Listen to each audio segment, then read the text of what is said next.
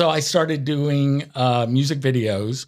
I did 4 or 5 for the band Garbage that did Only Happy When It's Rain and all that. Okay. Shirley Manson turned out to be one of my neighbors, and I was such a fan of them anyway. And they were in a few bands we didn't have on Pancake Mountain. But again, it was so cool just to be able to make whatever you could imagine, you could kind of create there. So as much as I hate a lot about LA, I do love that there's spaces out there, there's equipment, there's people willing to work long, crazy days. Yeah. And so that's what I kind of started doing.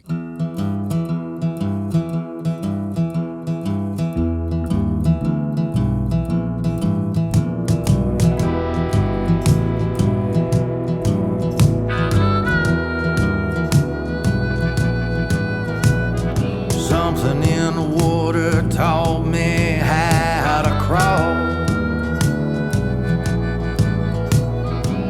Something in the water taught me how to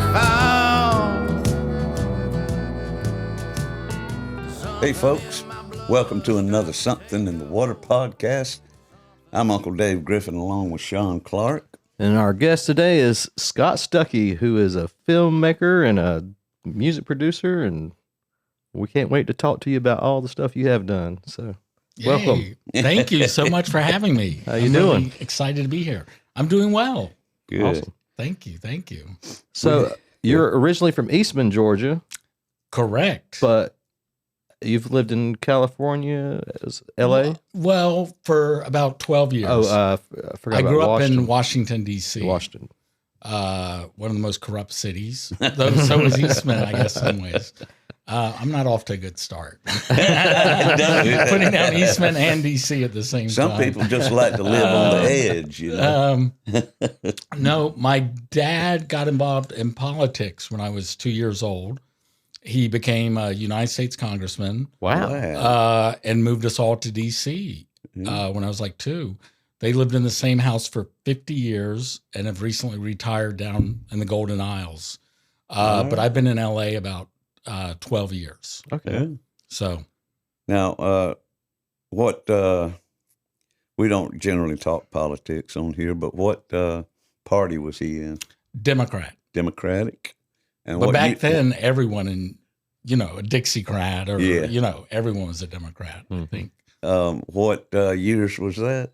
66 to 76. Oh, man, a lot of good history. So a lot of there. Yeah, he got out around the Nixon time. Wow. Lyndon Baines. Oh, LBJ. He was right in the middle of all that.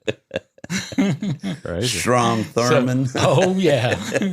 Lester Maddox. Oh my God. I could go on, but well, that was probably, it was either interesting or boring as a young kid, but no, it was interesting. Yeah. I mean, it was so different than Eastman. I mean, because that's where we had no family in DC. We didn't know anybody up there. Yeah.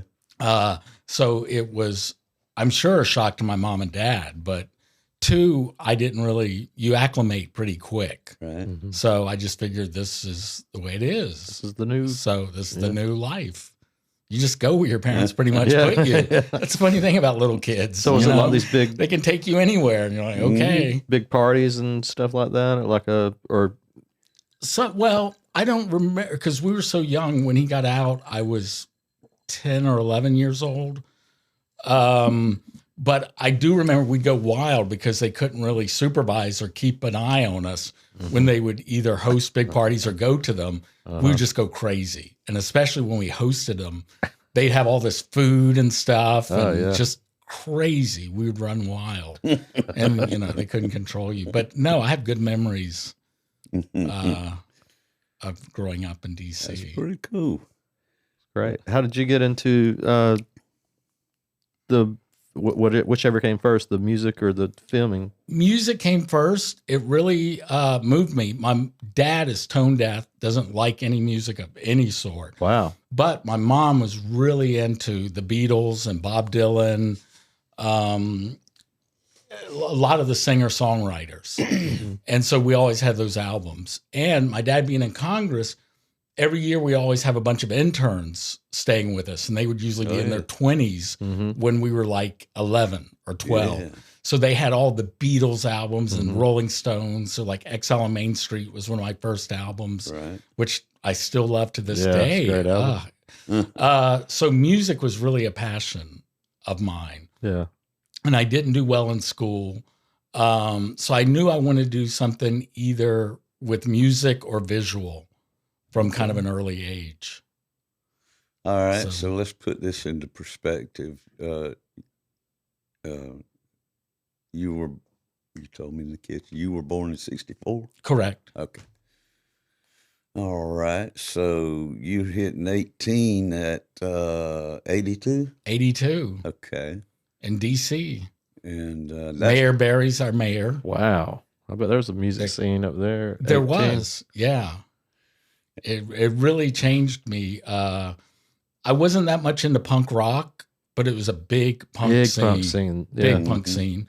And it really changed the way. Before then, I'd been to a few shows, but like big arena rock, like Eric Clapton, Santana, and Eddie Money on one bill, in the big arena, Capitol Center.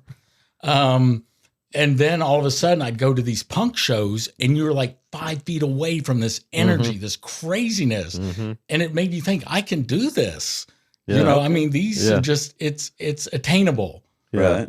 Eric Clapton running in the back of the limo and then catching his Learjet wherever, that seemed that's just out of far off. That, not us, but then to see your friends up on a stage, really made me think you can just create. You don't need, you can do it on all it's so punk. And punk doesn't have to be a style of music. I think it's a kind of way, a lifestyle way of life. This is so punk. We're in Waycross, Georgia, doing a podcast that people can see anywhere in the world right now. And just creating it. And that's, I think, what you do. Did you get into playing music, or were you just on the producing side of things? I had some part of my problem in school was an auditory processing problem. I could hear okay, so it wasn't like a hearing aid would correct it. But I had trouble playing an instrument, but that made me want it to do it even more, and it helped me from a cognitive point of view and all that. But I was never that great at it, but I loved it, and I taught myself guitar, bass, a little keyboard, and I still enjoy playing so much to this day and jamming. But I'm not that great, and that's why I switched to filmmaking. But always with an emphasis on music, from music videos to Pancake Mountain. Tell us about Pancake Mountain. That's one of your. Well, I loved bands and doing music, and I was already getting into film, and I loved local TV growing up. We had, as you probably did, there were channels. There weren't 200 channels like there are now. Exactly. So after like the soap operas or stuff, they'd cut back to the local television programming. And the same guy that did the weather in the morning would play a clown or something in the afternoon. And again, like the punk rock, I just love that. These are people you knew going to watch these little tapes. So I kind of wanted to recreate that feel of a show. And DC had a public access, cable access show. Or channel that no one really was doing anything with. So I thought this would be a good thing to do. And I already knew a lot of bands from my years recording music. So they became the early guest on Pancake Mountain. And it just kept building. You right in all on your own, or was you and somebody? Well, actually, a really good friend of mine, I was working on a project with a guy named Ian Mackay, who started kind of the punk movement in DC. He started this movement called Straight Edge, where they don't have sex, they don't cuss, they don't drink.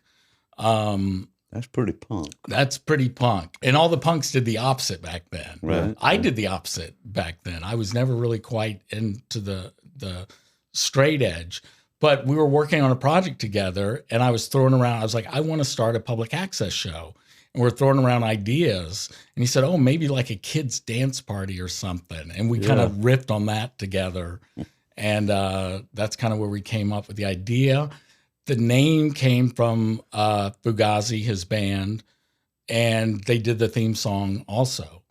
So right away from the beginning, that built us a lot of credibility within a certain kind of musician, because they're known for never doing advertising or interviews or anything. So to do a music video with us, people are like, oh, they got to be okay. Yeah, because they don't just do anything. Yeah. Right. Yeah. So we were fortunate in that sense. But you were still local access, right? Right. You could only pick it up in D.C. on. Right. Now, did it ever break out of that, or was it that part of its appeal? It did about 3 years later. Well, we got some great press during that time. While we were on cable access, we were in Time Magazine as an innovator in kids shows.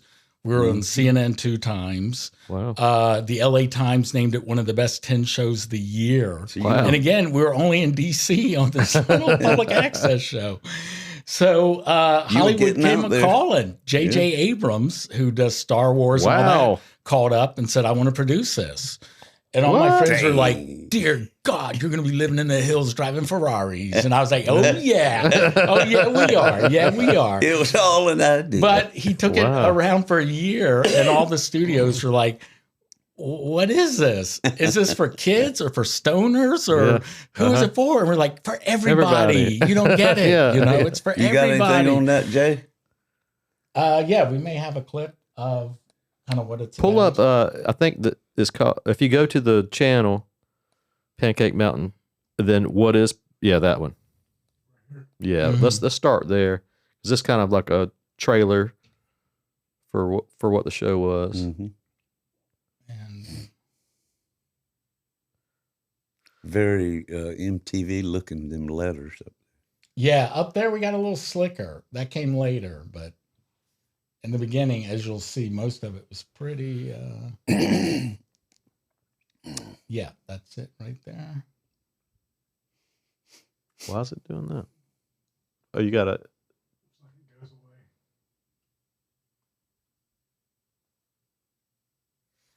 We have a goat puppet named Rufus. I guess this will be edited out, but yeah, it's keeping the border up there. It's weird.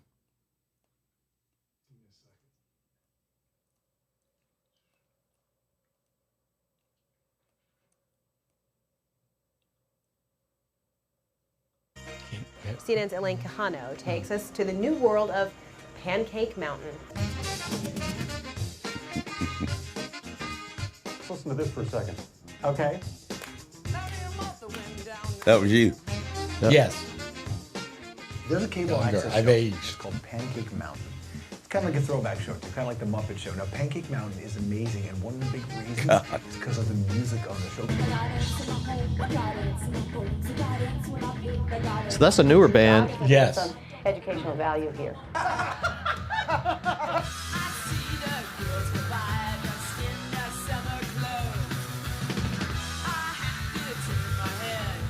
If Fellini and Monty Python decided to make a kids show, it might look something like this.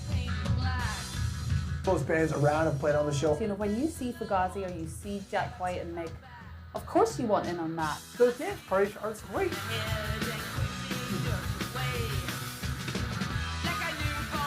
Sort of forgotten, but just encouraging their creativity. That in itself is educative, and it's something I feel like, again, we're moving further and further away from.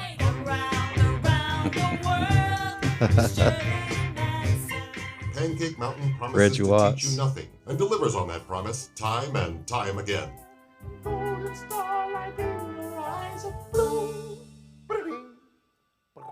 Pancake Mountain, better than a stick in the eye, usually.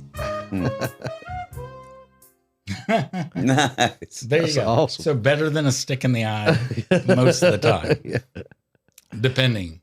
And what's the quote about not teaching children or we promise to teach you nothing. promise to teach you I nothing? think that hurt us when we were selling it with JJ. Oh, yeah? I think some of that. Oh yeah. They're like, what's the educational component? You know? But he was really great. He took it around for a year. We shopped it everywhere. No one really wanted it. We went our separate ways. I kind of forgot about Pancake Mountain, did other things. Then 2014, PBS calls out of the blue and said, we want to start doing more on the web, and we'd like to license you create some new shows for us. So that's some of that newer stuff, footage you saw in there. And that had a run of about 2 or 3 years. And now it's been about 6 years of no episodes, but hopefully coming back again for a third time. We're out kind of pitching it, but with the writer's strike. Yeah. Depending when you see this, people, hopefully the strike is over. Over by then. Yeah. But right now we're in a strike. So were you trying to pitch it to now, or do you have something lined up for that? Or we do. Great. It sounds so You don't have to LA, tell- but yeah. I have an agent. yeah. But he doesn't really do much. Sorry, Michael. Unless something is kind of moving already, then they're like, "Oh, Yeah. I see." I can hear I have his this problem. defense right now. Well, it is a show about nothing. Or it is a show Exactly. that- We're not supposed to teach you anything. So we've kind of juggled that, and we've got. sorry. But as in that clip, Shirley Manson says that sometimes learning or education can just be in having fun, or I mean, we have no more arts really in schools or sports. So I think introducing kids to music is so Yeah. important. Totally. Again, I know it changed my life. Both And creativity. Yeah. Just Yeah, definitely didn't have anything like that. Well, did have Captain Kangaroo. That was a pretty slick yeah, thing from my childhood. You know, that was Mr. Rogers, middle of the but- 50s. And, then, yeah, lamb chop. yeah, she was big in my house too. Sherry Lewis. But at a pretty early age, didn't you get tired of that and switch over to like Soul Train? Well, or, it's like you were saying earlier, you know, it was, there was none of this. it was all you had, right? just mind-boggling array of channels like we're exposed to nowadays. There was one. Well, Howdy growing up in doody. DC, we had 3 channels. So Yeah. if the president spoke, you were watching the president. Mhm. Now, no one, you watch whatever you want, but you watched Yeah, whatever it they was- decided. 3 so channels. There was really, in other words, you didn't make any one thing your life, you know, at that point. Like, that's TV, it's fun. Yeah.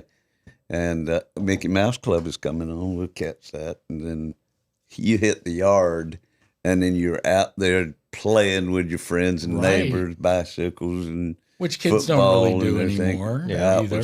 that was your life at that point, you know. And plus age too. As I'm growing up, TV's growing up and expanding to 12 channels. Right.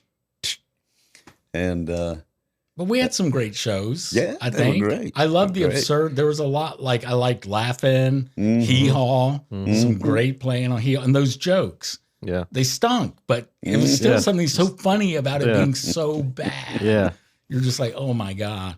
Laughing, Green Acres. so that was kind of your springboard. Yeah, that Green Acres is complete nonsense. Yeah. Yeah. But- Wilbur. Yeah, Wilbur. That poor dude, man. What was the main guy's name? Eddie Arnold. Arnold Arnold. was the pig. Oh, Arnold was yeah. the pig. Yeah. Yeah. No, I was thinking Wilbur. Wilbur's from Mr. Ed. yeah. Oh, that was a good one too. A talking horse, a flying nun. Yeah. We had all this crazy, trippy. Yeah. The guy, Mr. Haney in Green Acres. Oh yeah, Mr. Well, Haney. Mr. Douglas. That was You Pat do that Buttram. well. Pat Buttram Uh-huh. was originally a cowboy movie star. He was like Gene Autry's sidekick. You know, the singing cowboys, Roy Rogers, Gene Autry, Hopalong Cassidy. There were so many of them because that was the thing. But they had to have a sidekick. And Pat Buttram was Gene Autry's sidekick. And it was in that book. We just went out West Coast back in April, and one of our gigs was in Pioneer Town, and just outside of Los Angeles. And in the late 40s, that was the vision of a tried and true character actor in that business out there. He said, "Man, this is great." There was nothing there. He said he bought some land unknowingly, And he said, I think I'll ride out there and take a look at it. And he got out there and it was, bing. He said, I'm going to build an authentic Western town, rent it out for movie sets to my buddies in Los Angeles, sell land lots to the locals, build them a blacksmith shop, a leather shop, a bar and a saloon and all, and let the locals run those businesses so they'll have an income. And it grew and grew and grew from there. But Pat Buttram was one of the, they filmed just about every Gene Autry episode right there at Pioneer Town. So. And was it the Frisco Kid? Or? Cisco Kid. Cisco Oh, Kid. Cisco Kid, Cisco yeah. Kid Mm-hmm. was filmed there. Mm-hmm. Roy Rogers was one of the early, I guess you had the townspeople and,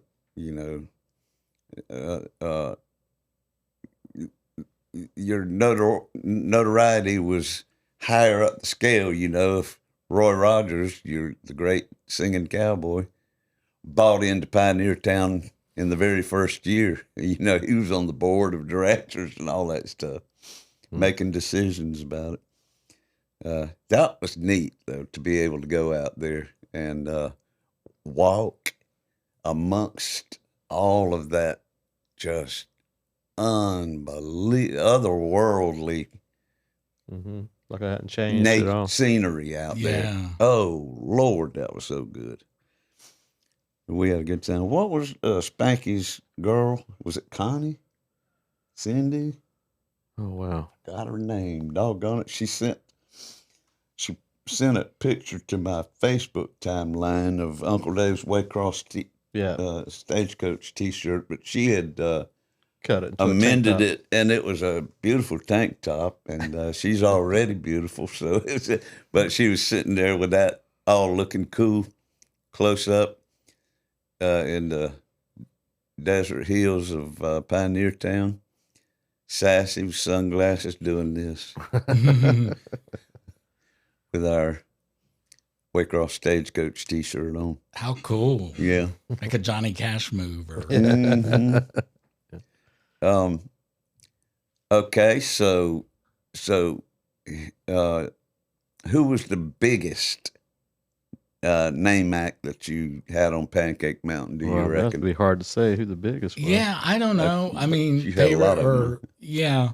To certain people, that's the great thing about music is, it's according to who you ask. How it touches different people different ways. Mm-hmm. If you look at just record sales, I guess people like Katy Perry, Right. or MIA or White Stripes, Eddie Vedder. Oh, my Lord, you had the White Stripes. Yeah. Kings of Leon. My Morning Jacket. Are all kind of big sellers. But some of my favorites are these little known. It's a band called Deerhoof that's just insane. The drummer plays with just his bare hands, and it's just, it's crazy. And it's almost like we were talking about jazz earlier. You think it's going nowhere, and it kind of is, and then it would kind of turn around, and I loved it, and kids loved it. That's the great thing. If kids aren't like, oh, it's too hip not to like, their bodies just move if they like it. Right. So that's kind of cool. As you get older, you got to be kind of like, oh, I don't like Taylor Swift. That's not cool. I'm not supposed to like this. I'm not supposed to like. Yeah. So I would say those are probably the biggest name kind of people we've had. It was Talking Heads part of that? No, I wish. They were way done by the time. Yeah. But I'm a big fan. Yeah. They had Kate Pearson. Oh, yeah. B-52s. Oh, okay. Gerard Way's a good example. He's with a band called My Chemical Romance right there. And I'm not that... Oh, we can see a little bit. And who was doing the theme song? It was written by the people from Fugazi. Good morning and welcome to the Weekend Pancake Report. I'm Gerard Way. Pancake Mountain has announced today that the dance party will feature all-you-can-eat pancakes. Doctors warn, however, this might increase your chance of getting a pancake. Thanks for that.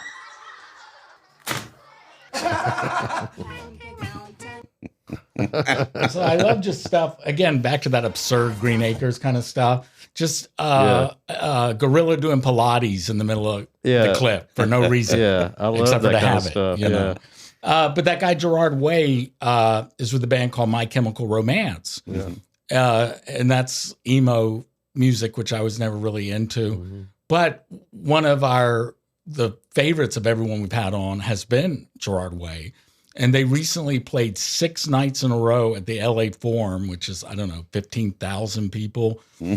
5, 6 nights in a row, sold out every night. Wow. I went to the last night.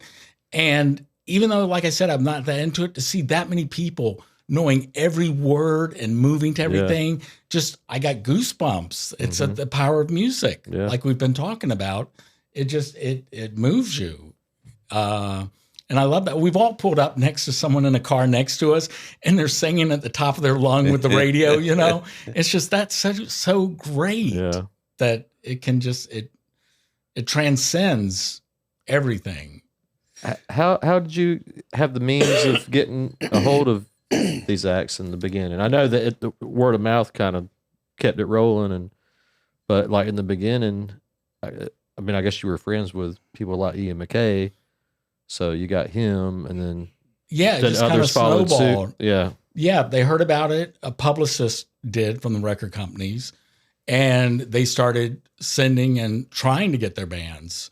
So back when it was cool, now you get music for free, anything. But back then, we'd get all the CDs like a radio station would, and it was so cool. Like, oh my God, a big packet of CDs for free. Promotional CDs. No more saving up my allowance. We got free CDs. And then it just kind of snowballed, and all those bands pretty much wrote to us or their publicists. That's and I'm still on most of those lists, even though there hadn't been a show in 7-8 years. I still get invited every week to shows in LA or New York. Wow. And when I'm in LA, I try to go to still see live shows. Yeah. And there's a lot of young up and coming bands I like. What was some of the first bands you got as far as like producing albums and stuff like that? The first was a singer-songwriter named Vic Chestnut. Yeah. From Griffin, Georgia, Zebulon. But he was living in Athens when I moved to Athens for a short while, and we became really, really quick friends. And, well, actually, let me back up. Michael Stipe, I kind of knew through a friend from REM, and he said, I want to bring Vic in before he kills himself, that he was so self-destructive. We got to kind of get this on tape. And so they went and did one kind of just acoustic album to get everything just down to document it at John Keene's studio. And then when I got in there, he called me and said, let's do a whole produced album. And he brought Vic in, and we became quick friends. Wow. So then I worked with him on a few albums, and we were lifelong friends. He played on Pancake Mountain. We worked on a documentary together that we were doing at the time of his death. We were working on, and What albums? So, West of Rome, Drunk, and one called Nine High a Pallet with Widespread Panic. Being the backup band. Yeah. So awesome. I produced those. What was his? He was in a car accident. Oh, okay. Yeah, and my documentary is online. There's a picture of us when we were so young. One more down. Oh, you were right above it. Over one. Yeah, that's us. Oh my God. Me and little Vic. And when I was helping Paul, our buddy Paul Lee, Paul was running sound in Athens for Human Rights Festival, and Vic was on the bill, and I was running the stage, so I got to meet him, and I was a huge fan, so that was pretty cool. His lyrics, and he was so prolific. He wrote all the time. Yeah, he would use all those words. Yes. So much of a vocabulary. You needed a thesaurus to listen to his songs. You had to look up what's he saying? What is he talking about? Yeah, I've never heard someone rhyme sarcophagus with hummus, or I don't know. It was just crazy. Now shit. this is not this is Sean and I have co-written a lot, and this is a song that we co-wrote, but neither one of us can take a credit for it because Sean's wife, Bess, filled in the one word blank. And it wasn't a rhyming word, but it was just, we needed something. We needed something. And it was a several syllable long break, and so we were just like songwriters, you just. And what was the word? Zoroastrianism. Whoa, that's out there. Yeah, well, so I was like, nice. The line I don't is, know if it's ever been used in any other song. Nope. I think you could safely say. She pulled up a bar stool next to me. She started talking about Zoroastrianism and how it set her free. So I was coming home from probably writing we that had with you. Started talking about. You had started talking about methamphetamine and how it set her free, and it never set well with me. I was just like, I just don't think this is. We're not going to support that. I mean, I just didn't. I mean, we were writing a crazy song. It didn't matter. Yeah, but it just didn't. I wanted something stranger than that, and so I went home and from leaving you, and I was getting a shower real quick, and I said, try to find something. I didn't even tell her what we had to begin with. I just said. She was, what's the line? She pulled up a bar stool next to me. Started talking about blank and how it set her free. And she walked in with her high heels on. Yeah. So anyway, I go take a shower and just left her with that as it passed through. And I done forgot I even asked her about it. And she yells in there, Zoroastrian. I was like, what? What are we even talking about? What are you talking about? She just kept saying the word over and over. And I was like, what? In what reference? She's like, the blank. And I was like, oh, what does that mean? How you spell that? Yeah. Z. And I was like, that's perfect. That's the perfect thing. So. Yeah. Do you guys get writer's block a lot? No, I don't believe in writer's Dave don't block. believe it. I well, don't. This I is from really a guy who don't. writes 3 songs a day. But no, nice. It's not. It's not that either because I can go for months at a time. Maybe could go on and say years at a time. My theory is I don't think you've ever went a year without writing a song. Well, my theory is if you do hit a dry spell and they don't. What's that? Don't claim it from the universe by saying, I got writer's block. Because if you claim that, then by God, then you will get in have that writer's mindset. block, Right, and it'll right, just yeah. exacerbate the lack of. You just haven't written another song yet. That's all it Yeah. is. Wait, be patient. Wait for the muse to come the to me. muse exactly. will come again. No, you got to call. You got to bring the Yeah. muse to you. Yeah. Hello. Yeah, you'll wait Yeah. forever I'll for tell that. you a cool story. One night, I was working with Paul at the music store here. Paul Lee, that we keep referring to, he's in a lot of our conversations. He's in our hearts too, folks. And we both worked for him at his little music store here in Waycross that lasted. I think we're both older than Paul. I think I'm older than him by a few months. I'm definitely older. Everybody thought he was than my daddy when we go work somewhere, and I was like, "Tell your daddy." I was like, "Daddy." Paul's really, really cool guy. He's from one of the smaller towns, maybe a little more rural county. About halfway from Brunswick to here. Yeah. Hortense. Huh? Huh? Excuse me. Hortense. But one of the best bass players you'll ever meet. He's a good guy. He's smart. He's talented. He plays the hell out of a bass. Sound man from hell. After leaving the retail industry in 2008, he packed his bags and moved to Athens, where he could get a lot of work. Doing sound gigs for the performers, installing sound systems for churches, schools, and what have you, nightclubs and all.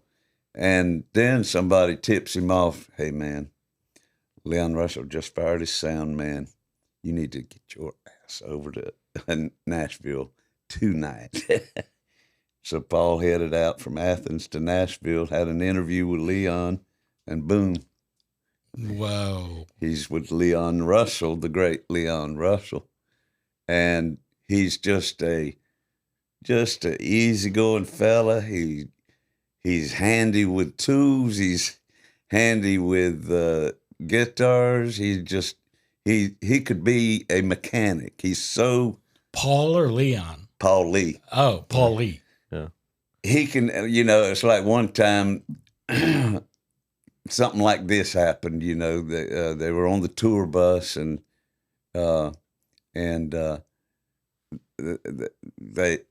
they couldn't get through an underpass or taking a ferry in Europe and Holland somewhere, and something wasn't height-wise matching up on that bus. Paul's over there. Everybody's running around. Let the air out the tires. Paul said, "I got it." He walks out there. Yeah. Around all the tires, and then the bus drops down, and they drive on. Yeah. He's that kind of guy, just common sense. I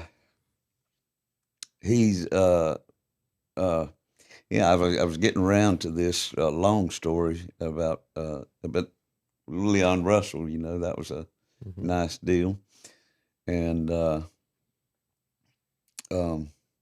we recorded a concept CD, which was a little more of that creative stuff, that you just, it finds you or you go out looking for it, or it falls in your lap, that kind of thing, Just. And that's how you met Leon Russell? We both got, because of Paul, we both got to open for Leon Russell. Wow. But you met Leon before that by having him at the festival, right? Yeah, I did. But it was just kind of a hiring kind of thing. Yeah, that wasn't really as cool as the opening gig.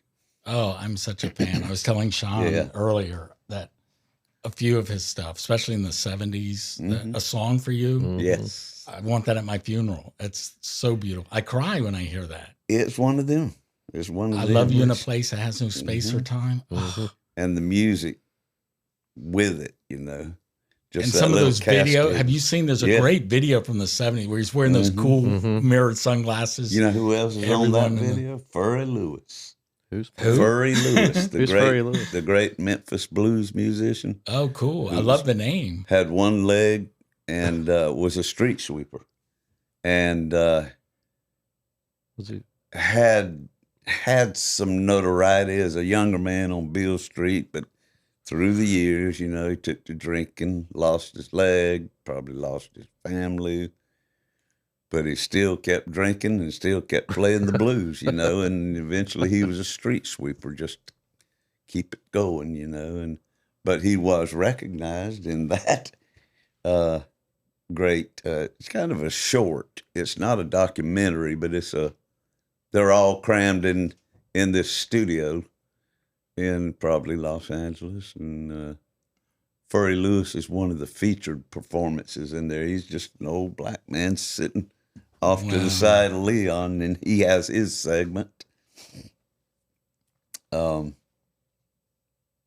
So, how many episodes did Pancake Mountain do over its?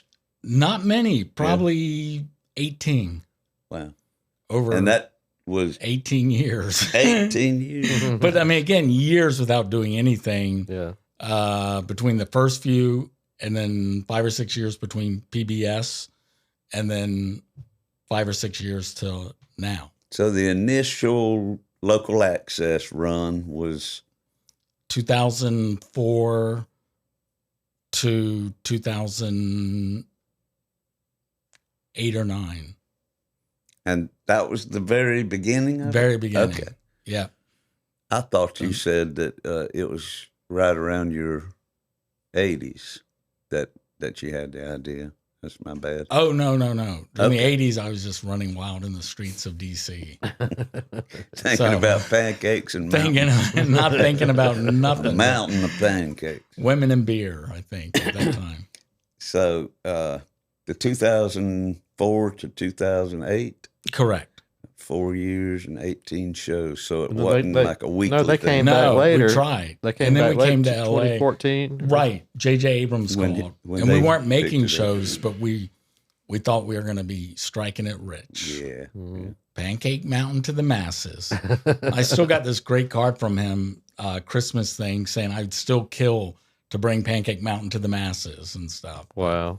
I was like, let's do it. Well, Yeah. maybe we'll have a little springboard action. Yes. J- JJ, if you're watching. JJ should do a Hit me Pancake up. Mountain movie. The movie. Oh, that's what with special effects Oh, and all that. man. Explosions. See, that's his main gig. So Yeah. it was always so funny that he was interested. But he is interested in a lot of young, new talent and stuff besides the stuff he Yeah, makes. that y'all opened up for in Athens. JD Pincus. J.D. Pincus. Who was You ever heard of Jeff him? Pincus bass player from Butthole Surfers. Yeah.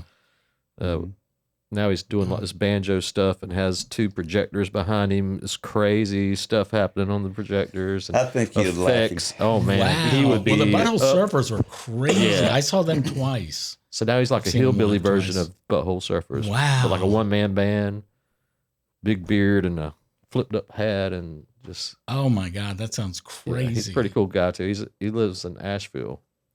Asheville has a good scene. Yeah. Mhm. Do you think that a lot of the scene, like, because I go to see as much, which there's not a lot live music in St. Simon's while I'm down here as I can, that it kind of stops a lot of the bands because you get to a certain level, you move to Atlanta being so close.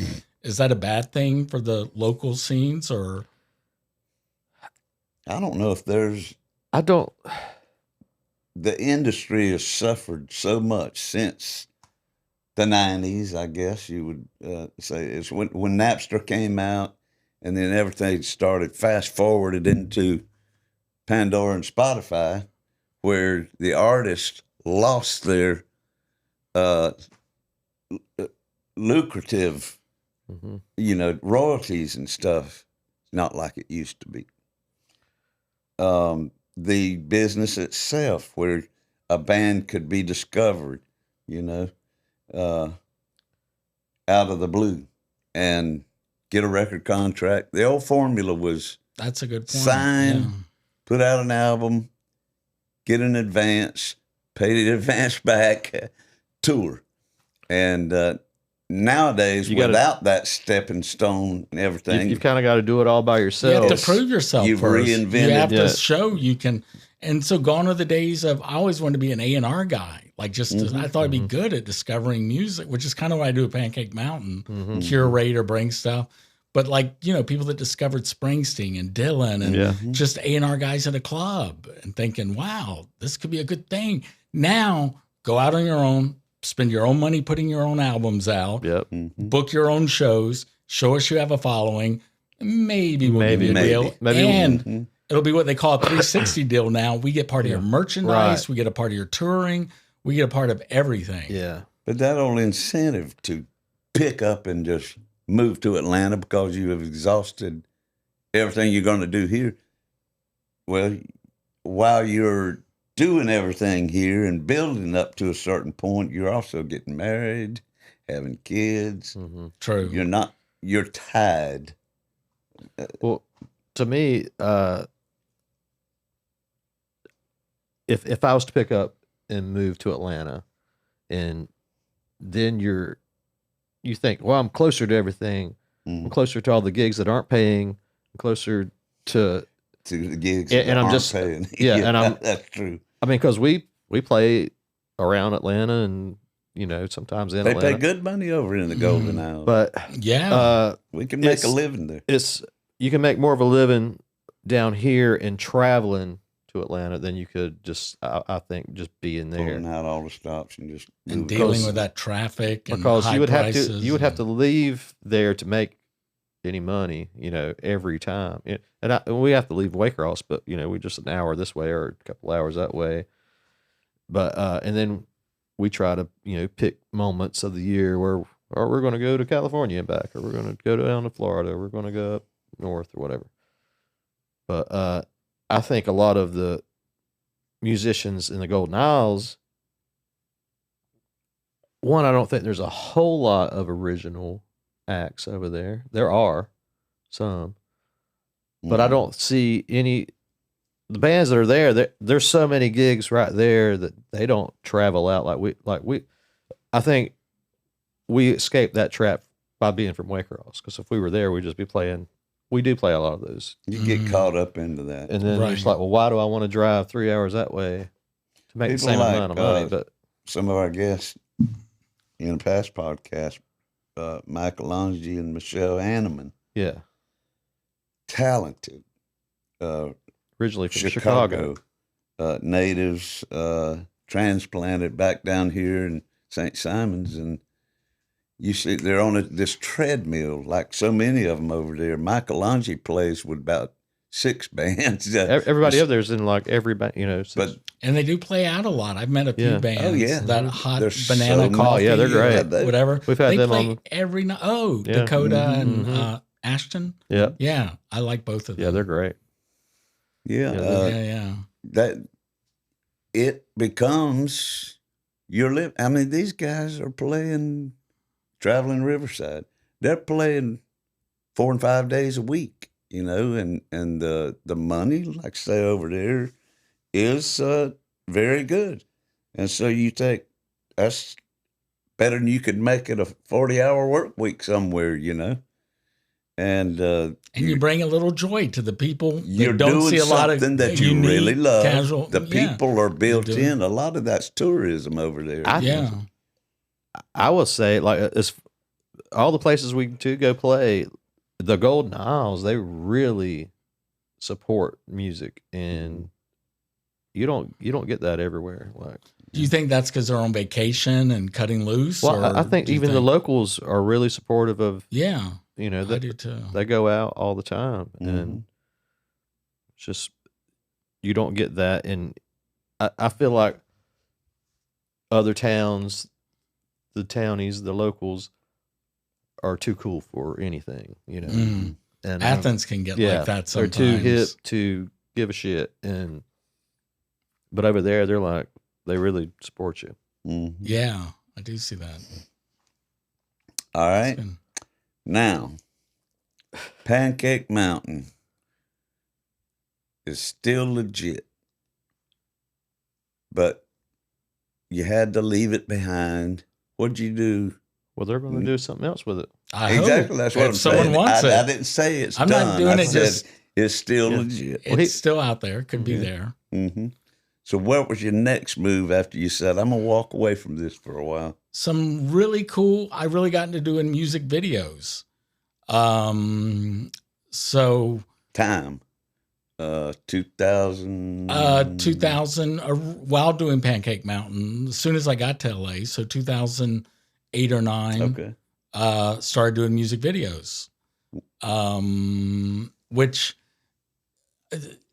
I have a love-hate relationship with LA, but as far as like resources, well, first of all, it's too competitive. If you want a director or cameraman, there are 1,000 as good as I or better, so what's your idea? How are you being creative?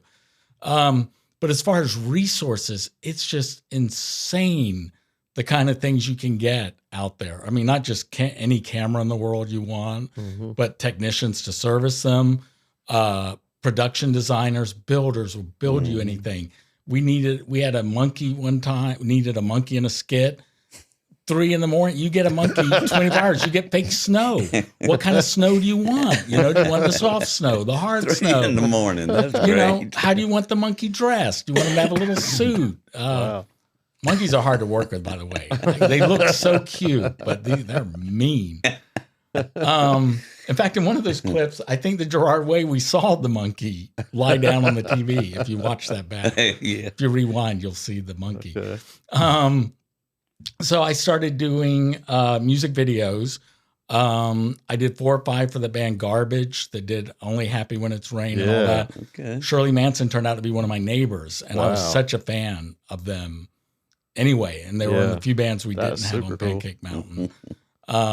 But again, it was so cool just to be able to make whatever you could imagine, you could kind of create there. So as much as I hate a lot about LA, I do love that there's spaces out there, there's equipment, there's people willing to work long crazy days. Yeah.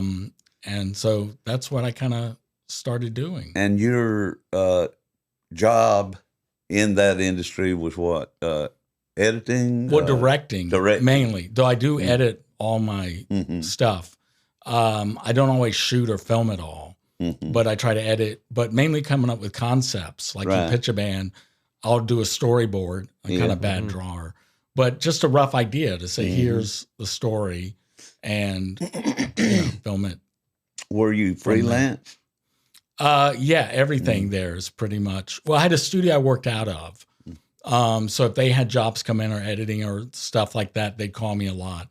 But for everyone wants to direct, it's LA. Yeah. So you have to kind of go out and sell the bands. Yeah, and Pancake Mountain helped with that, like, oh, I remember you from here. Yeah. If you want to do a music video and then you do a few good ones, they start adding up and you just make a name for yourself. But again, so many talented people. And it's not somewhere for the older.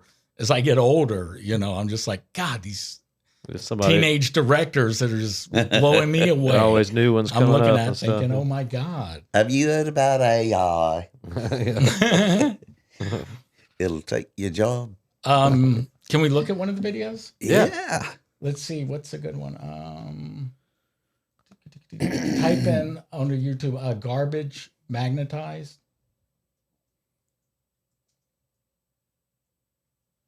We can watch all that. We can edit this, right? Can I run the bathroom? Yeah. Again, real quick. We could take a break. Oh, yeah, that'd let's be take great. a short break. We'll be right back with our guest. Oh, good. Enjoying talking to you, brother. Yeah, so far. It's been fun. Yeah. Something in my brain won't let me stray. Something in my veins gonna find its way. Something in the water taught me how to pray.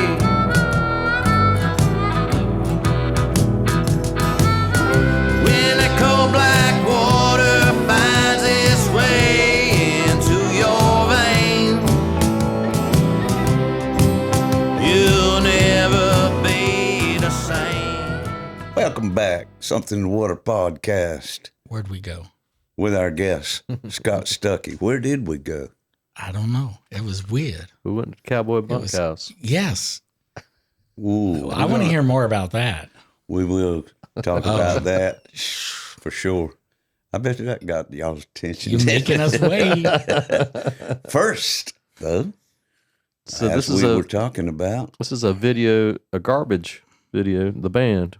I'm not talking. That's not an adjective. It's not garbage itself. Or it could be though. I don't know.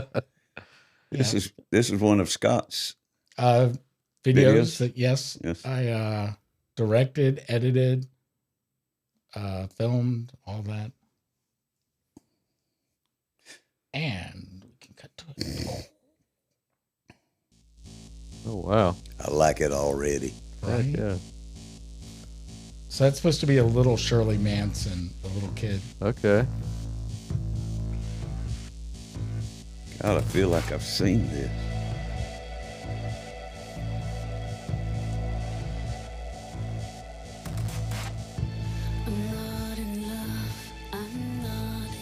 All this built with like stage flats, like you see in the theater, just flats of wood.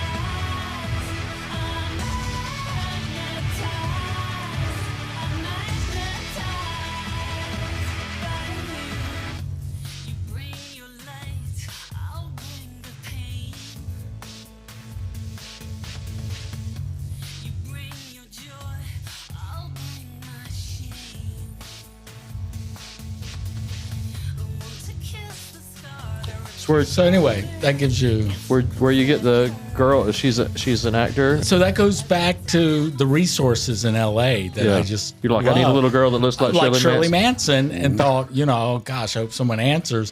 We got like 35, 40 people that all looked pretty much like little Shirley Mansons. Wow. And you're like, okay, which one's the best? It's this little girl with the red dress and the girl in the white dress with the big guys, the same girl? No. Or is that two different? That one? Those are two different people. That's actual Shirley Manson. The little girl's not there. Yeah. But that's the one we wanted to look like. That's what I'm talking the little, about. White dress they're girl, the same. red dress girl. They're two different. No, same girl. They're Same supposed girl, to be okay. her as a child. Okay. I got you. But when we went to look for one, there were just, tons. Now, this little girl That's the is same one. 20-something years old now, right? Yeah, let's see, she's probably 17, 18. Oh, okay. I would imagine. But this reminds me, actually, I'd forgotten this story. One year we film a Christmas special when we were with the PBS.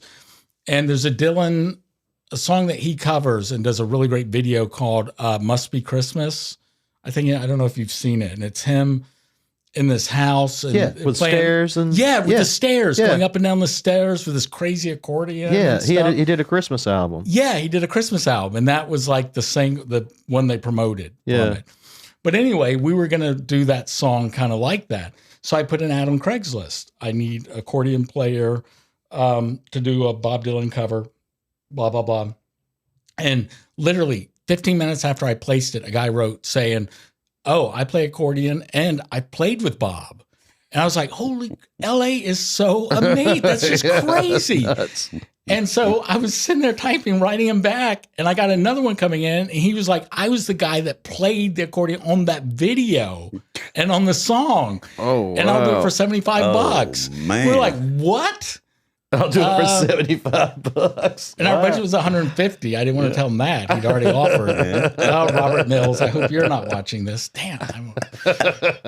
No, he's great. I can assure you, Robert will never see this. I don't know. Robert loves public these kind of things. Okay, You never know. there are people out there like know. Robert. There are. I hope he does. We're building our whole He's case an on. amazing guy, and he did, of course, a credible job. He was the guy. Yeah. But it just shows you the resources. That's wild. So the first guy, did you even reply? No, I didn't reply to him. I thought, should I wait another 5 minutes and maybe Dylan will write me back? I'm like, hey, what I'm if I free. play accordion? Hey, You man. never know. It's LA, baby. It all goes down. So it kind of scares me out there, but it's also exciting. So,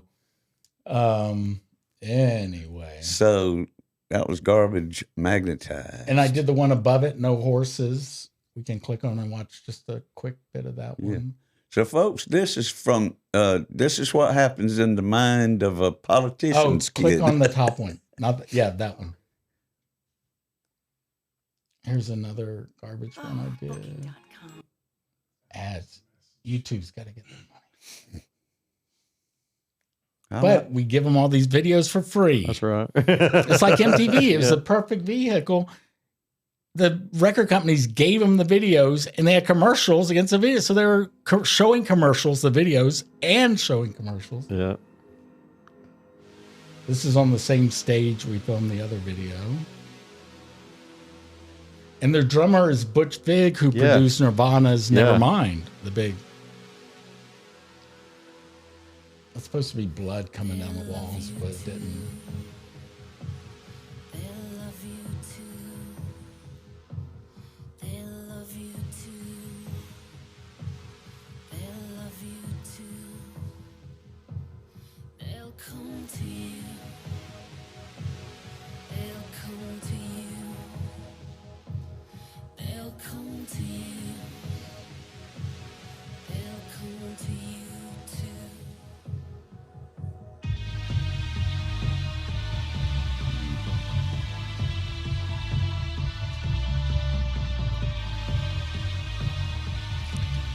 You must like David Lynch. Oh, yeah. Anything that's kind of absurd or off the wall. Yeah. That's us, too. I like that kind of stuff.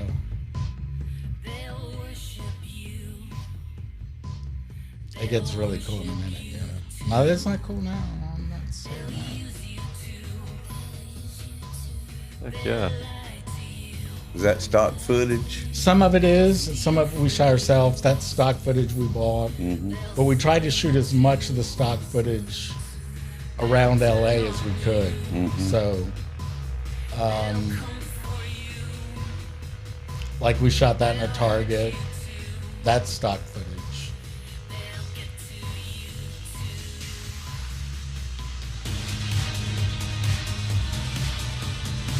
We shot all that stuff. Almost all the time-lapse stuff we shot.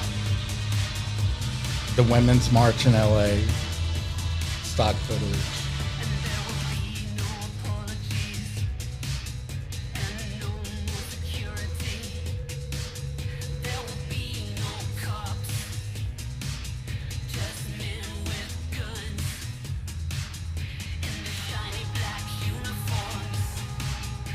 So that's just kind of a taste of That's great. those things, which I love. It lets you be so creative, but still kind of be involved in music without being a musician. Right. You're still in the business. Still kind of doing music without doing music. But I feel all that knowledge of music and my love for music has helped me with both Pancake Mountain and the music videos. So that's great. That's a lot more elaborate than I was expecting we was going to be seeing. Not that you couldn't do it. I was just like, I didn't. So that's crazy. It's crazy stuff. It's great. It's a crazy world we live in. What have you got on the horizon? I'm going to New York this week and film a concert. I like doing like live shows too, filming people performing. A guy named Ted Leo playing at the Bowery Ballroom September 10th. I'm going to film that show. Cool. So just little things here and there. I'm trying to do a documentary about the differences between the Golden Isles. We've been talking a little about St. Simon's, Sea Island, Brunswick, and Jekyll. And just how different they really are. And though I've lived in big city, like DC has a lot of wealth, as does LA, but I've never really felt the differences I do in St. Simon's and Sea Island compared to Brunswick. So I've been kind of trying to explore that. So I might be hitting you up for an interview with that soon. Sure. The differences you see in those places, because they're so drastically. Yeah, every one of those spots is so different, and they're right there. And they're right there. It's 4 miles from the Sea Island Causeway to the Brunswick Causeway. It's just crazy difference. But I don't really have an answer to what the problem is or how to fix it. But it's always funny to me over there. We'll play in Brunswick Friday night, and Saturday night we're in St. Simon's, and we got friends here and we got friends there, and they all know each other, or some of them. But hey, we're going to be at Tipsy's in Brunswick on Friday. I'm not going across the causeway. I've gotten 4 people that said that exact thing. It's like a demilitarized zone or something, North Korea to South Korea. What do you mean? It's like, I'm not going over there. They won't cross the causeway. I think it has something to do with alcohol. Well, I think that, we've been playing over there for years. We're drinking and we're driving back. You won't ride with us. So. No, I think there is some kind of stigma or it's like they won't cross the bridge. They won't come from Jekyll, or they won't go to Jekyll, or they won't go to St. Simon's or Sea Island. Yeah, they get kind of set in their ways. But that downtown historic area is really coming back. Those first Fridays are really great. Wow. Have you been to the Porch Fests? No, not yet. Those are fun. I think it was last night. No, that was the November. Yeah, it's on a Sunday in November, and it is. You got to go if you're still here. I'm definitely. Bands on porches. Just tons of them. You get a map. Love that idea. You get a map, or you can pull it up probably on your phone. And it's in the historical section of old houses. And just bands all day on all these different porches. It's fun. Good time. Well, we both love music and we love absurd things.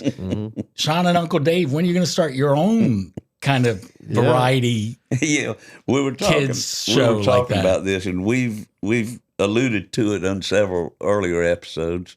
But if you hadn't heard about it yet, Let's go a little more in depth with it. Let's go. This Well, is we got what to talk. like we got to call- talk Justin into it first. Yeah. He's the one that presses all the buttons. Can you pull up some of those? Now we got Justin on the you have spot, ac- though. We Yeah. can just kind of. Do you have access he's- to? I don't think he has. He any could of edit this I've out. got them though. on my Facebook. If you, no, I'd have to log in. it. We don't need. Okay. But we can imagine. Yeah. And when the key word in that is but.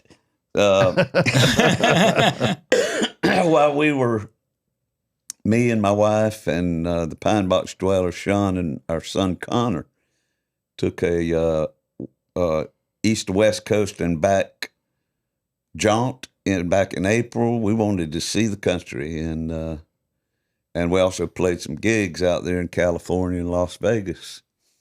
And while we were in Pioneer Town, California, we stayed with some brand new friends who, before we got there, were strangers to us.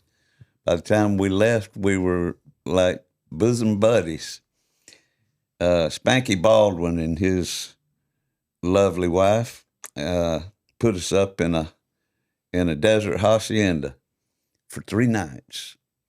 And one afternoon, Spanky and his wife were out doing their day jobs, and that left us alone at home. One morning, I think. Yeah, it was a morning.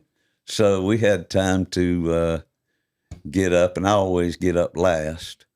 And by that time, I was headed to take a shower and had to walk from my bedroom to the bathroom, which overlooked the kitchen and the breakfast table, where I saw Sean and Connor obsessed with their cell phones.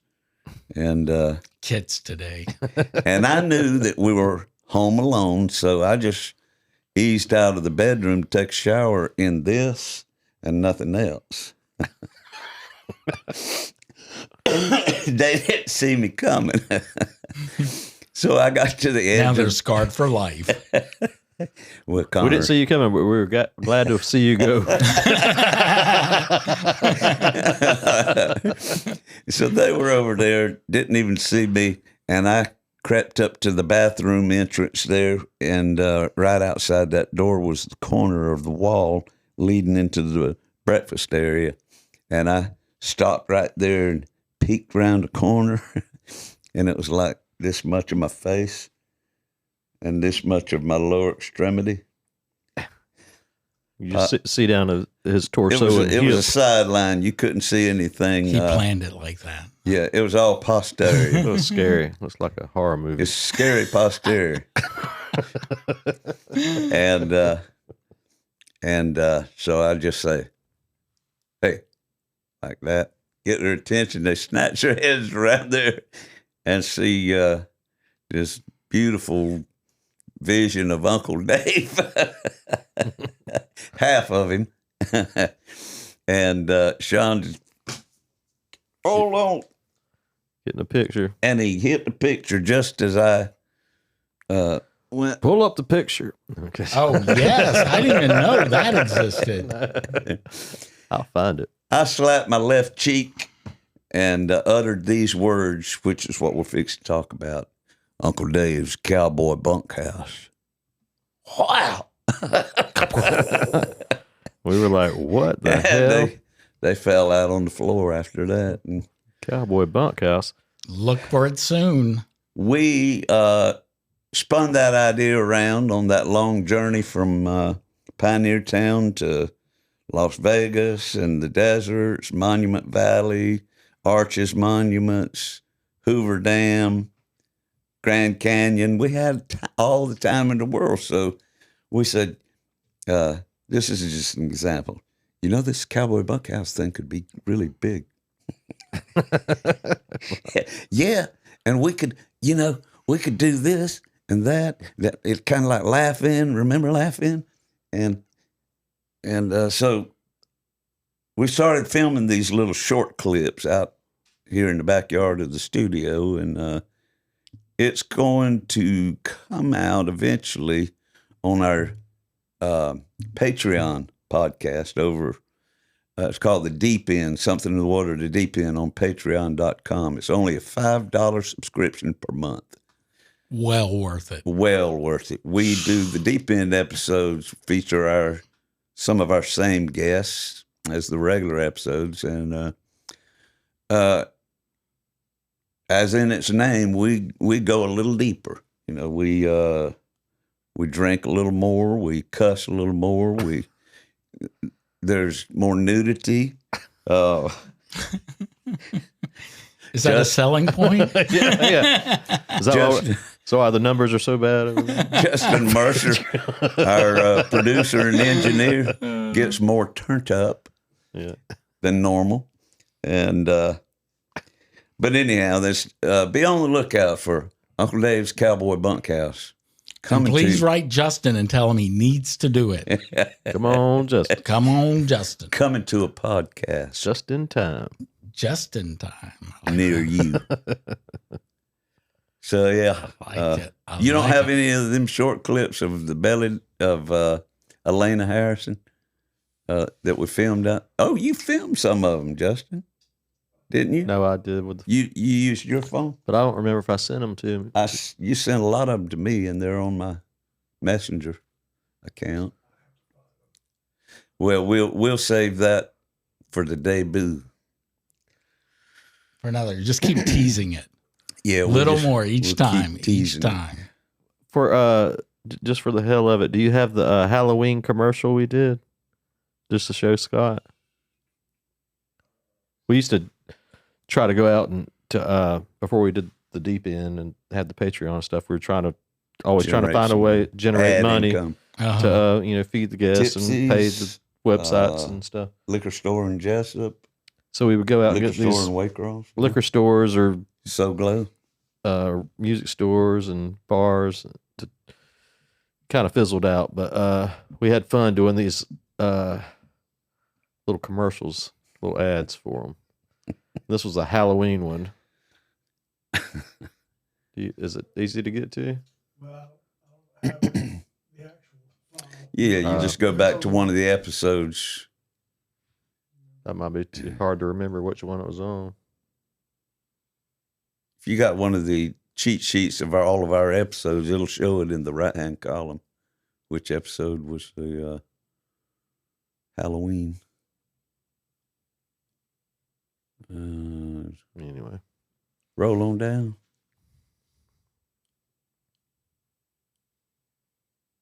Try Graham.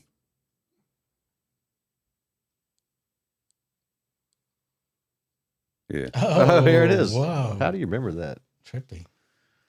I'm a professional myself. Hey, Uncle Dave. I might be 70, but I'm still an uncle.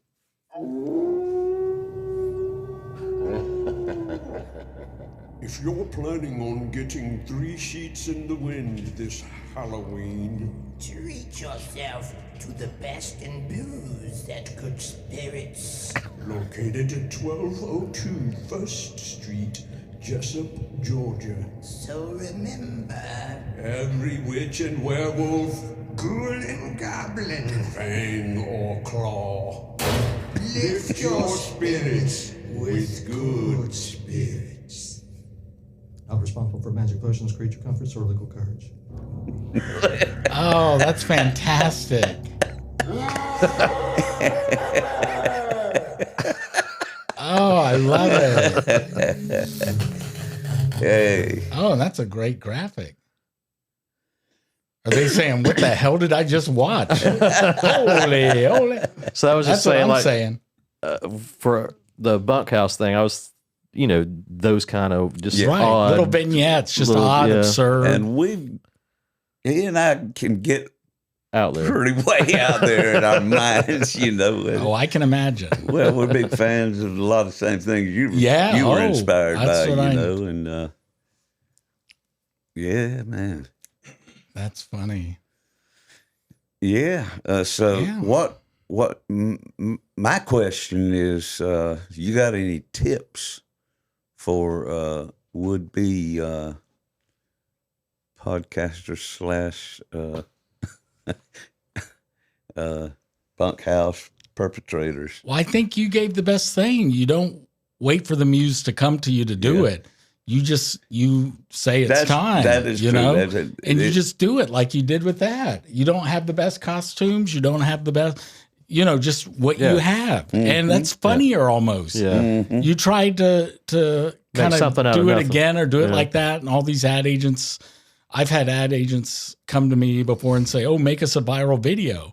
Well, you don't make people you catch this moment that just catches fire. Mm-hmm. I mean, if I could do that, I'd be making them for myself all the time.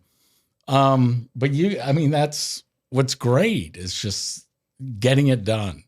And it's a good thing. You do it because you love it, and I think we all love working and what we do. And it's so rewarding to make something out of nothing, or just, this was just an idea and this morning, and now we're cutting up sheets and with the internet and everything involved in it, even though we're way down here in Southeast Georgia, we're out there, or we have the potential to be everywhere. Depending on, I guess the first step is monetization on a YouTube channel, and that's likes. Right? Is that the main? It's so hard to do because you feel like no one's watching. Or I used to think, it's this great equalizer, the internet. Everyone now can put their stuff up and have it. But there's so much stuff, you get lost. Your mind just goes blank. I can't comprehend all this. But I think you just have to put it out. Stumbled on beautiful little gems of, that's what I love when I go down the rabbit hole or something. I try not to because I waste so much time. But by doing that, you find some beautiful stuff. You stumble on things. Yeah. And but not everybody does. Nobody. No, but it's still rewarding that I think, no one liked this Pancake Mountain. No one watched it. It got no views. Then a few years later, I'll get this one kid in Ohio that is like, "Oh man, that blew me away. Thank you so much." And you're like, "Damn, that was good. I'm glad it blew someone's mind." Yeah. Cool. So you just got to do it. Don't wait for the muse. Yeah. Get out there. And it's a good idea. Uncle Dave's bunkhouse. Just the sound. Sounds scary. Now, what does Spanky think of it? Have you told him the idea? I don't know. I don't know if we broached that subject. It probably. We hadn't had time to materialize. Yeah, like it took some miles to pull together. To gel. Yeah, to get it. Remember when? for a couple of days, it was just like cowboy bunkhouse. Like, what was that about, Dave? What are you doing? So my tip, you do it, and you find good people to work with, and you slowly build up a scene, a kind of thing of people doing it. And you're already doing that, Yeah, we've got devotees scattered, and we've got a few loyal Patreon subscribers. One girl loves us so much that she upped her subscription rate on her own. She doubled it. Wow, that's cool. She doubled it from $5 to $10. Folks. Nice. And you can all do that. Yeah. Nothing's stopping you. You should all do that. Take it from an expert. Right? Just get out there and do it. That's what I say. But it can be frustrating, out there, so much stuff. And at least, like, record stores to me, at least used to seem like, I don't know, a gatekeeper or something, that if it got to that point, it has to be okay. You had to go through a record company, big recordings, because back then we didn't all have recording studios in the house. You had to go into a big studio. You had to get it there. You had to get cover art. Boom. What is this? Everything you look at now, everywhere. I can't even process the music I get every day. It's crazy, but there's still, I have hope and faith. There's still amazing new bands. Oh yeah, there's new bands coming out all the time. Every time, for every taste. Like Hot Banana Coffee we were talking about. Great. We're not going to know it unless we stumble. Yeah. Right. That's probably fair to say. It's a glut of information, and it desensitizes you Not that you're seeing bad stuff, but it desensitizes the experience. Right. It's desensitized. It's like, I caught myself going down that rabbit hole finally, and I said, you fool. 6 hours is gone. And I said, I made a conscious effort to restrain, and I'll find myself falling back into it after 15 minutes sometimes.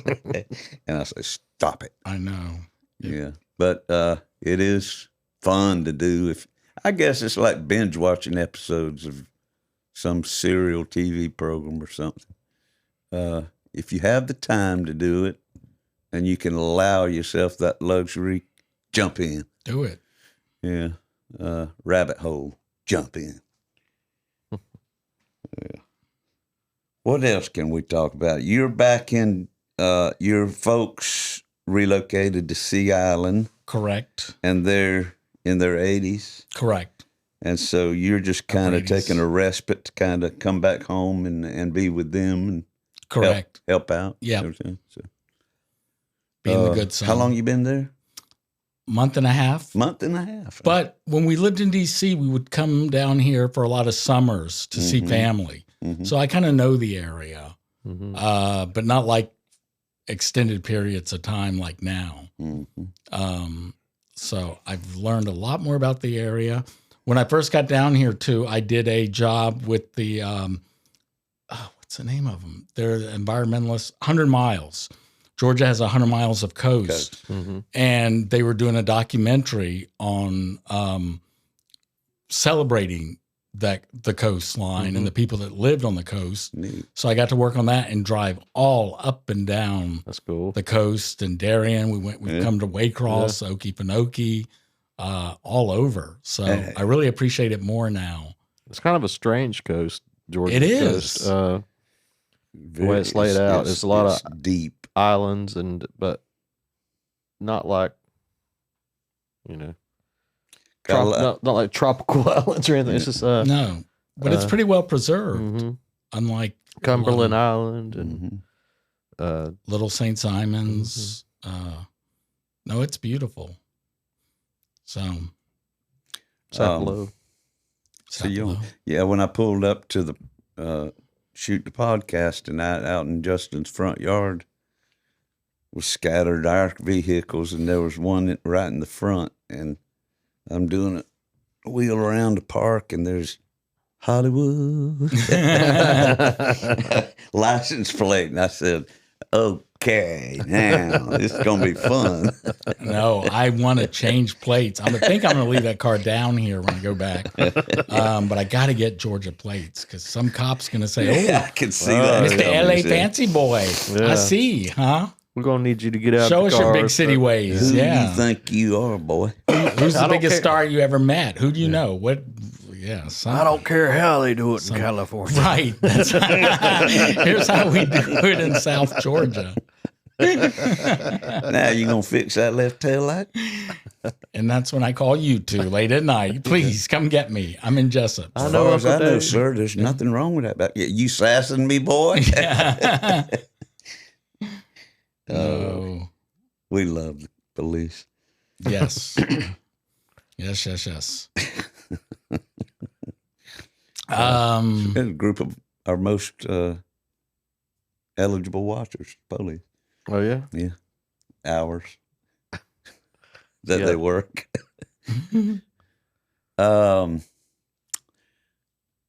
So you're in the Golden Isles now, and was that documentary of the 100 Mile Coast? Is that exist now? It should be on their websites this month. And I don't know what they're planning on doing with it. Who did you say it was? PBS? No, they did it in-house for themselves. The 100 Mile Coast is a nonprofit organization located in Brunswick. And you helped direct? Yeah.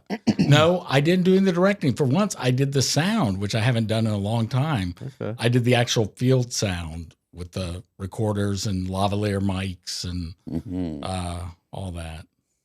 So Neat. Well, that'd be something I'm looking forward to. I like. Yeah. That's one of my little weak links. I just don't have cable TV anymore, so Good everything's smart TV and Roku and Yahoo and Yeehaw. Yeah, cut the cable, people. Oh yeah, Get rid of it. Did that a while back, and a little bit richer for it. Yes, and those big companies overcharge you. The dish networks, the direct TVs. It's a bunch of crap. Yeah. It's robbery. Don't put up with it. Don't put up with it. Well, it's time for Uncle Dave's Tale of the Week. Yay! Oh, this needs to go to Justin.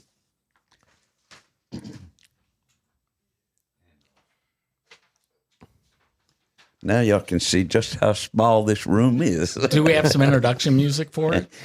No, but I think I wrote a little thing, got in my phone recorder from way back. So sometime I'll pull that up, see if we can replicate it. Or Sean and he could do a beatbox and I rap something real quick. Or yeah.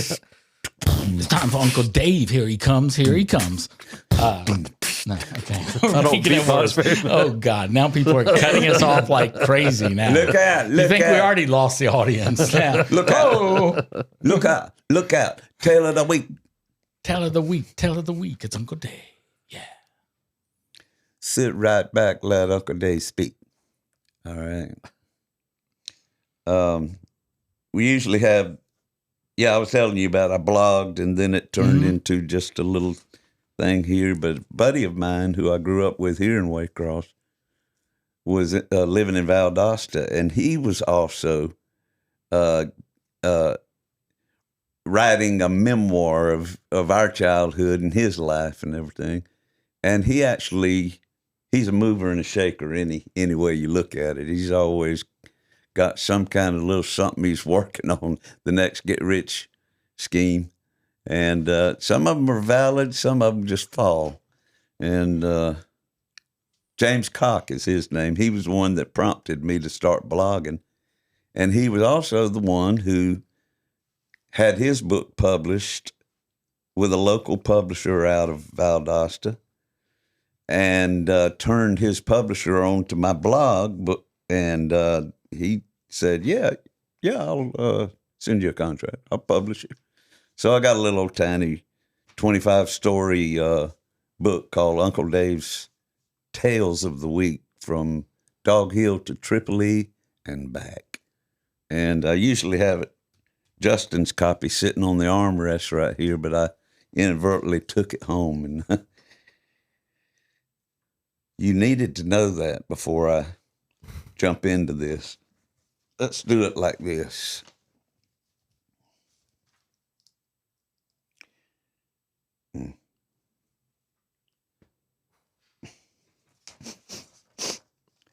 Much like springtime rejuvenates the soul, the first crisp, cool days of fall does the same after a long, hot southern summer. As far back as I can remember, those first crisp, cool days always moved into Waycross at the same time the fair came to town. Combing through the Waycross Journal-Herald archives, huge leather-bound binders upstairs in the Journal-Herald's office building, and old reels of microfilm at the Okefenokee Regional Library, I was able to glean a little history on some of the early fairs in our area. The first annual Dixie Fair was held October 18th, 23rd, 1948, out at the Waycross and Ware County Airport. The event offered 10 big rides: the merry-go-round, Ferris wheel, whirlwind, caterpillar, flying scooter, and over 30 shows and concessions, entertainment courtesy of Mad Cody Fleming. There he is on your screen. He don't look mad. Doesn't look too mad. Renowned carnival operator who spent his winters in Hickox, Georgia, raising cattle and dabbling in politics, religion, and farming. Country crooner Eddie Arnold was the musical attraction at the third annual Dixie Fair in 1950. Nicknamed the Tennessee Plowboy, he grew up on a farm near Henderson, Tennessee, Arnold brought with him to Waycross 10 of his prized purebred Angus bulls and exhibited them at the fair. Evidently, he had a big thing for cattle. One of his most famous recordings was The Cattle Call, written by Tex Owens and recorded twice by Arnold in 44 and 55. The latter record spending 26 weeks on the country charts, peaking at number 1 for 2 weeks. You ever heard that one? Mm. I can't do it now because of the crud, but ooh, ooh, ooh,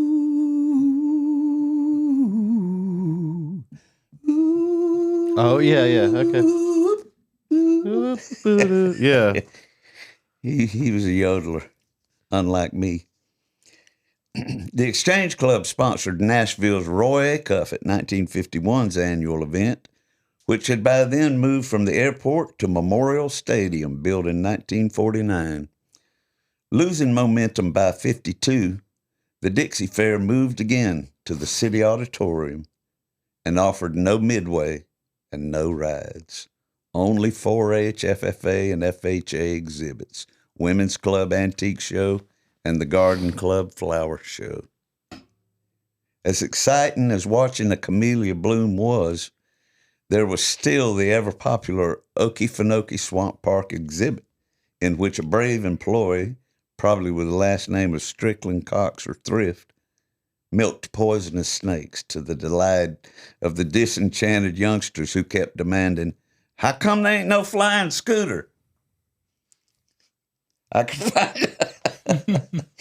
find no record of a fair in Waycross during 1953, the year of my birth.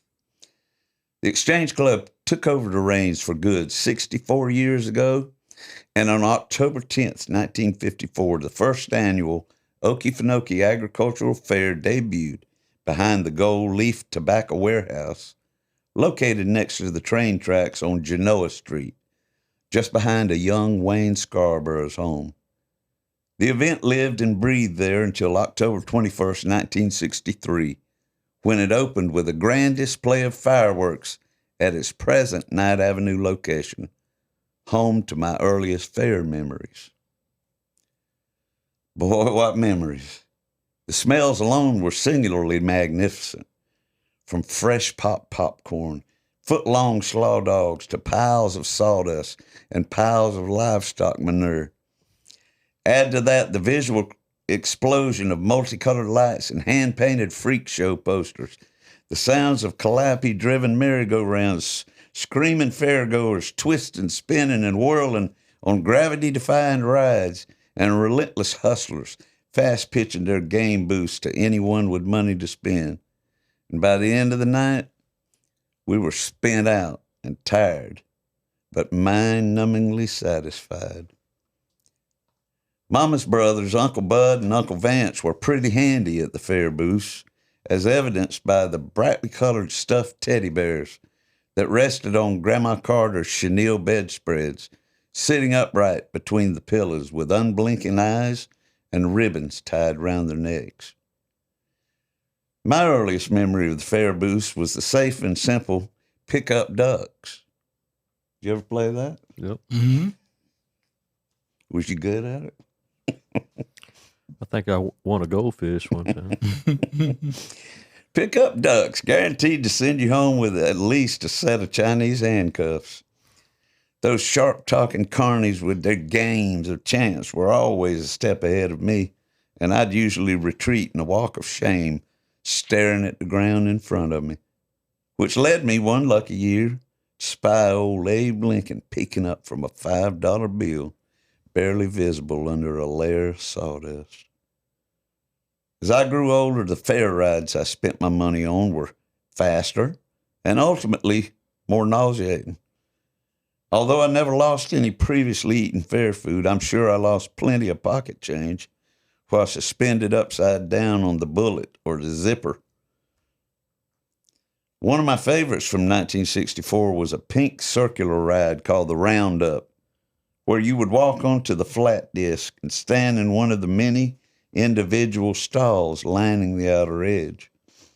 The ride would begin spinning slowly, and after working up a nice head of centrifugal force, it tilted upright to a 70-degree angle, leaving me to ponder my existence, being held in by the slimmest of chains. It was looked like a little old bicycle chain. One of my favorites was that. The further you stroll down the midway, the more intense were the rides. There, too, at the back end of the fairgrounds, lay the teenage rite of passage. Hoochie Coochie tent. For a few years, I wondered about the place where long lines of men would file in and out. My older cousins used to snicker knowingly whenever its name was uttered, which only fueled my interest. Finally, and fortunately for me because it was banned the following year, I gained admittance into the steamy, smoke-filled, dim-lilied harem. Too many years have passed for me to recall what her stage name was or what she looked like. Cinema. But that woman lived up to all my teenage expectations. She was quite agile. And I never looked at a ping pong ball the same after that experience. Oh, man. Years later, I was so pleased to share the excitement of the fair with my firstborn daughter, Megan. Oh, there she is she's on old Red, young Red.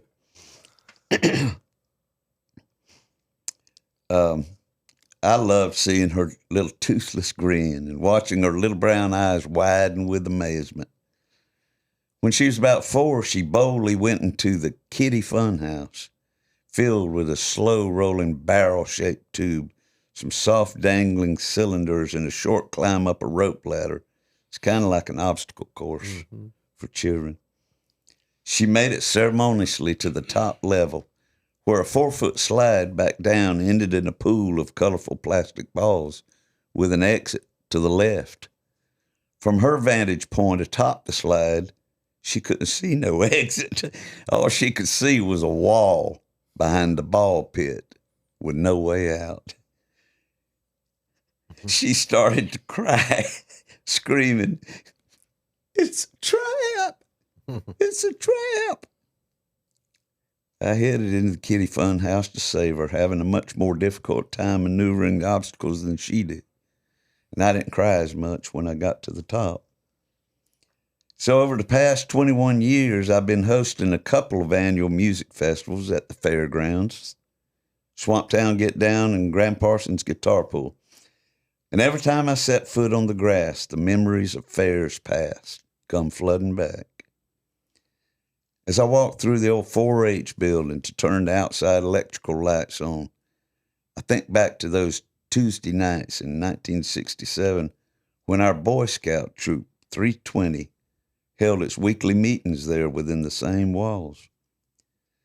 As we decorate the music stage with curtains and banners, I recall the many times my rock and roll band Rhythm Oil would entertain the fair audiences, seated cozily on rows of hay bales, beneath the backdrop of the spinning Ferris wheel and only a candy apple throw from the annoying pig race. As I ride down the midway in my golf cart to check on the festival campers, I can still hear the whiz-bang hum of the breathtaking rides that left a young boy amused and excited so many years ago. Then, out of nowhere, I run over a ping pong ball.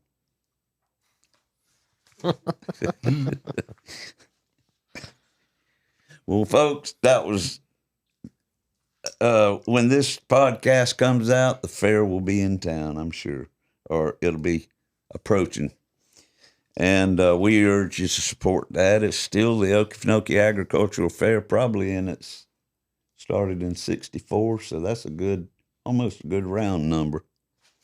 59 years this year. Mm-hmm. I know that they'll appreciate it, and so will the carnies. Appreciate you coming on, Scott. Yeah. Oh, thank you so much. Making the drive over. Oh, this was a blast. I hope we'll see you again out and about, because the majority of our gigs are in your backyard. Well, I'll definitely be there for that. But anytime Uncle Dave's Bunkhouse needs some ideas or guests on it or anything, some beatbox again, I'm here. Hey, you would make a great first episode guest, since I'll do it. Pancake Mountain is Are you on Facebook? Yes. As Scott Stuckey. Okay. And Instagram as Pancake Mountain. Okay. So check me out. I don't do Facebook too often, but I will check it. Yeah. We use it as a tool more than anything, Well, we appreciate you. And wait, that kid looking. Oh, yeah. Oh, that's that old Matt. Jamie. Oh, yeah. Not you. Little Jamie, get out of the way. You. Little brat. Yeah, your mom is calling you. You're too close to the screen. You're going to go outside and play. Yeah. But we do appreciate y'all, every one of y'all that sit back and watch 3 seconds of us, and maybe a little longer. And talking about our patreon.com account, it's right there on the internet. Please like us. Just subscribe. It means a lot. It's a little thing. I mean, just if you're here to hear this, or if you don't hear this, you won't be able to do what I'm asking you to. But like, subscribe, what's the other ones? Notify, save, regular share. mail, anything. Share. Smoke signals. Revolt. Vomit. Homing pigeons. Or all of that ends up helping us to get this product a little further down the road, We ain't saying we're special or anything, but with y'all's help, we could be. We just might be. So thanks again for watching. We appreciate it. See you next time. When the cold black water finds its way across through your veins, it just might seal your fate.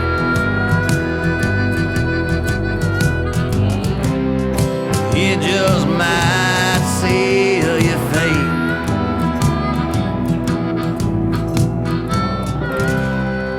It just might seal your fate.